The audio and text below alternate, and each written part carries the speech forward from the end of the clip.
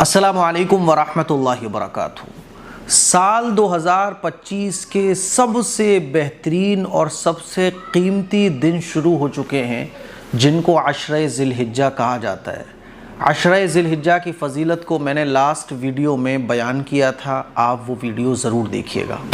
اب ایک سوال ذہن میں آتا ہے اور عام لوگ بڑے کنفیوز ہو جاتے ہیں کہ عشرہ ذی الحجہ کی فضیلت تو پتہ چل گئی کہ عشرہ ذی الحجہ کی فضیلت بہت زیادہ ہے، سال کے سب سے بہترین دن ہے عشرہ ذی الحجہ، یہ 10 دن۔ عشرہ ذی الحجہ یعنی یہ جو مہینہ چل رہا ہے اسلامی مہینوں کا سب سے آخری مہینہ ذی الحجہ، اس کے جو شروع کے 10 دن ہیں ان کو عشرہ ذی الحجہ کہا جاتا ہے۔ لیکن ان دنوں میں ہم کیا کریں، کون سے ایسے کام کریں، کچھ کاموں کے بارے میں پتہ چل جائے تو لوگوں کو عمل کرنے میں ذرا آسانی ہو جاتی ہے۔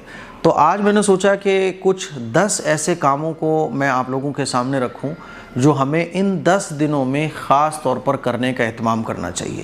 کچھ چیزیں ایسی بھی ہیں جو فرض کا درجہ رکھتی ہیں، کچھ ایسی ہیں جو واجب کا درجہ رکھتی ہیں، تو آپ دیکھ لیجئے گا۔ لیکن جو نفلی عبادات ہیں وہ تو ہمیں ضرور کرنے کی کوشش کرنا چاہیے۔ لیکن وہ نفلی عبادات کون کون سی ہیں جو ہم ان 10 دنوں میں کر سکتے ہیں؟ تو ایک موٹا موٹا عام لوگوں کو اگر آئیڈیا لگ جائے تو آسانی ہو جاتی ہے کہ اچھا ان 10 دنوں میں ہمیں یہ عبادت کے کام کرنا ہے۔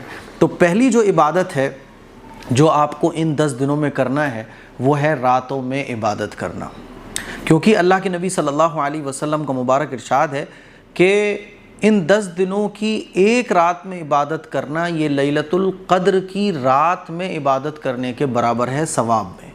اور لیلۃ القدر کے بارے میں آپ کو پتہ ہے، لیلۃ القدر خیر من الف شہر، کہ ایک رات میں عبادت کرنا 1000 مہینوں سے زیادہ بہتر ہے۔ 1000 مہینوں کے 83 سال بنتے ہیں۔ تو یہ گولڈن اپورچونٹی اللہ تعالیٰ کی طرف سے ہمیں ملی ہے کہ ان 10 دنوں میں اگر ہم رات میں عبادت کرتے ہیں تو ایک رات میں عبادت کرنے کا ثواب لیلۃ القدر میں عبادت کرنے کے برابر ہے، لیلۃ القدر کے ثواب کے برابر ہے۔ تو کوشش یہ کیجئے کہ رات میں زیادہ سے زیادہ حصہ ہمارا عبادت میں گزرے۔ اور عبادت میں گزرنے کا مطلب کیا ہے کہ عبادت کے جتنے بھی کام ہوتے ہیں وہ آپ کر سکتے ہیں۔ نماز پڑھنا، نفل قضا نمازیں بھی آپ پڑھ سکتے ہیں، قرآن مجید کی تلاوت، درود شریف، یعنی جتنے بھی عبادت کے کام ہیں وہ آپ کر سکتے ہیں۔ کسی کو قرآن پڑھنے بہت مزہ آتا ہے تو قرآن پڑھ لیں، کسی کو نماز پڑھنے بہت مزہ آتا ہے نماز پڑھ لیں، کسی کو درود شریف پڑھنے بہت مزہ آتا ہے درود شریف پڑھ لو، کسی کو دعاؤں میں بہت مزہ آ رہا ہے تو دعا مانگ لو، یعنی آپ کی چوائس ہے، کوئی خاص عبادت اس رات کی نہیں ہے۔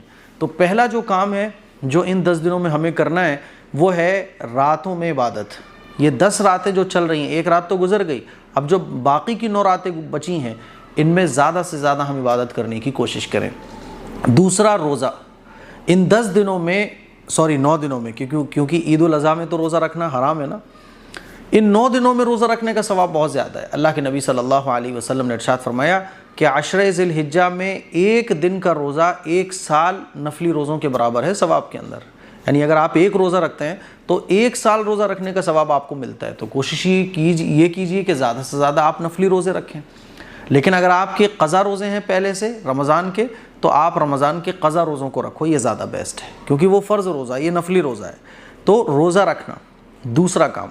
تیسرا، تکبیر، تحلیل، تسبیح یہ خوب پڑھنا۔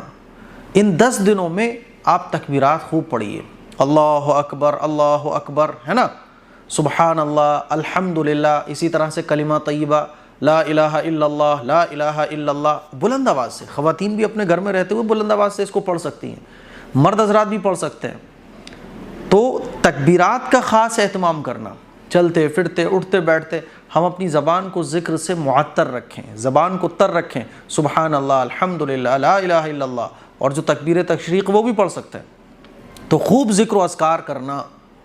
نمبر 4، قرآن مجید کی خوب تلاوت۔ صحابہ اکرام عشرہ ذی الحجہ میں قرآن مجید کی خوب تلاوت فرماتے تھے، کیونکہ قرآن مجید کی تلاوت کرنا یہ ایسے ہے جیسے اللہ سے بات کرنا۔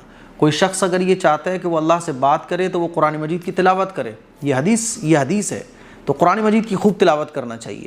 نمبر 5، بال اور ناخن نہ کاٹنا۔ جو لوگ قربانی کرنے کا ارادہ رکھتے ہیں ان کے بارے میں حدیث میں اللہ کے نبی صلی اللہ علیہ وسلم کا ارشاد ہے کہ چاند ہونے کے بعد سے لے کر قربانی کرنے تک جو لوگ قربانی کرنے کا ارادہ رکھتے ہیں وہ بال اور ناخن نہ کاٹیں، اور جو لوگ قربانی کرنے کا ارادہ نہیں رکھتے ان کے لیے بھی بہتر یہ ہے کہ وہ بھی بال اور ناخن نہ کاٹیں۔ بات سمجھ آ رہی ہے؟ کیونکہ اس میں بہت بڑا ثواب ہے، ٹھیک ہے؟ تو بال اور ناخن نہ کاٹنا یہ مستحب عمل ہے، کوئی اگر غلطی سے کاٹ لے تو انشاءاللہ اس پر گناہ نہیں ہوگا۔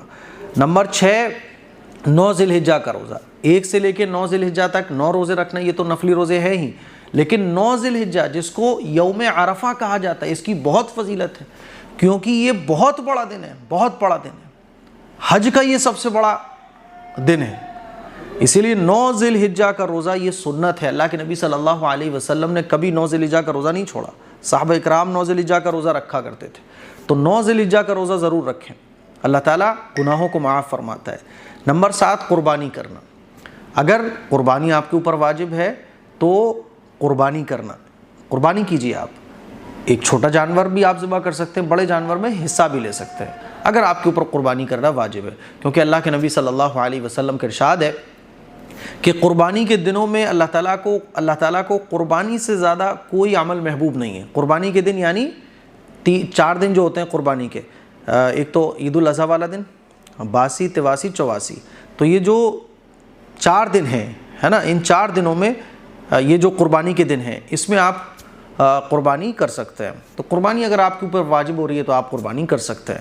نمبر 8 تکبیرات تشریق، 9 ذی الحجہ سے لے کے فجر کی نماز سے لے کے 13 ذی الحجہ کی عصر کی نماز تک، بات سمجھ آ رہی ہے؟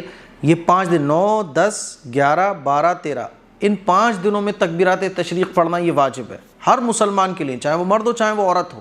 اللہ اکبر، لا الہ الا اللہ، اللہ اکبر وللہ الحمد، تو ان 5 دنوں میں تکبیرات تشریق پڑھنا واجب ہے ہر ایک کے لیے، مردوں کو بلند آواز سے پڑھنا ہے اور خواتین کو آہستہ آواز سے پڑھنا ہے۔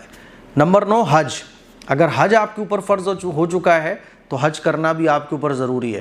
مان لیجیے اس سال میرے اوپر حج فرض ہو گیا تو اسی سال مجھے حج کرنا ہے، ایسا نہیں ہو سکتا چلو میں اگلی سال کر لوں گا۔ حج میں تاخیر کرنا، حج کو ڈیلے کرنا یہ جائز نہیں ہے، گناہ کبیرہ ہے۔ جیسے نماز کا وقت ہو جاتا ہے تو نماز کو اس کے وقت پر پڑھنا ضروری ہے، فرض ہے، اگر ہم نماز کو چھوڑتے ہیں آگے بڑھاتے ہیں تو یہ قضا ہو جاتی ہے۔ بالکل اسی طرح سے حج جب فرض ہو جاتا ہے تو حج اسی سال کیا جاتا ہے، اور حج اسی مہینے میں ہوتا ہے، ذی الحجہ کے مہینے، تو اگر حج فرض ہو گیا آپ کے اوپر تو آپ کو حج کرنا چاہیے۔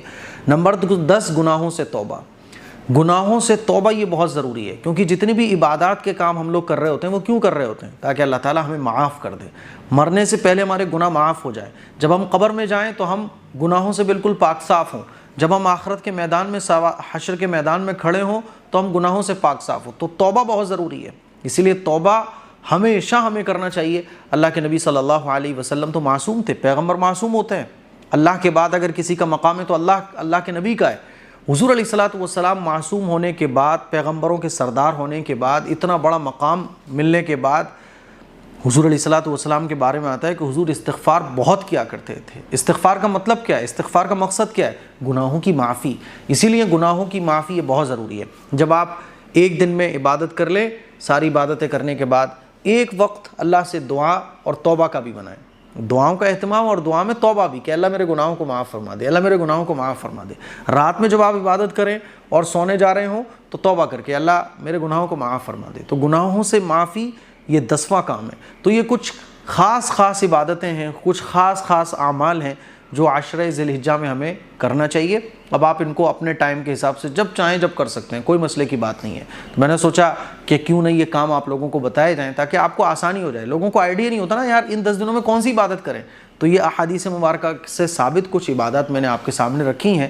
اگر آپ کے اوپر کوئی واجب عبادت ہے تو اس کو ادا کیجئے، فرض ہے تو فرض ادا کیجئے، اور اگر فرض عبادت آپ کے اوپر ہے ہی نہیں ہے، جیسے حج کچھ لوگوں کے اوپر ہے ہی نہیں ہے فرض، کیونکہ وہ حج کی طاقت ہی نہیں رکھتے تو ان کے اوپر نہیں ہے۔